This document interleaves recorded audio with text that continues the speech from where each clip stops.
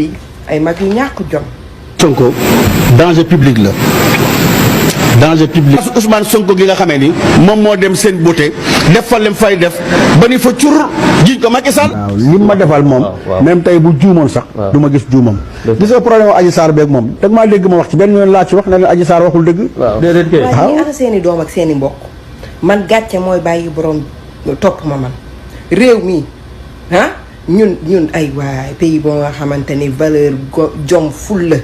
yar ak teggin ngeen bëgg yéen xale yi yaru ci naka ngeen bëgg xale yi di jub di jubal ci naka ngeen bëgg xale yi di wax dëgg ci naka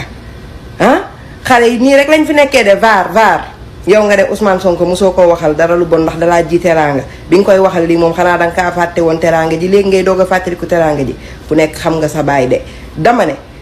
man ñii duñu sax rus ay mag yu ñàkk jom amuñu benn classe man am na loo nga xamante ni xaraw ma ko gënal man du may yàbbi di sexaat du ma sex di yàbbiwaat tey ngay layam sa kanam gu duuf gi mel ni fataaya bu ñu dër ba pare te saafaguñu ko ah non man ñàkk jom tamit ay waay ngir yàlla nguur gi indilaal leen ñu suñuy valeur suñu dignité ñun indilaal leen ñu ko wax dëggal jubal leeral ma ne fu mu toll nii de raa yi dina jub de raa yi aka mooy jub nag ñàkkatu jom bu mag bi nga doon munoon ngaa tee may wax mu naan ci kanam tuuti dinaa ñëw génne looy génne ku la génne loo li nga waroon a génne bañ fi nekkee comme que génne woo ko lokk ko fu mu toll nii rek doole ko ci sa lex yi affaire bi jeex Bougazelli te nga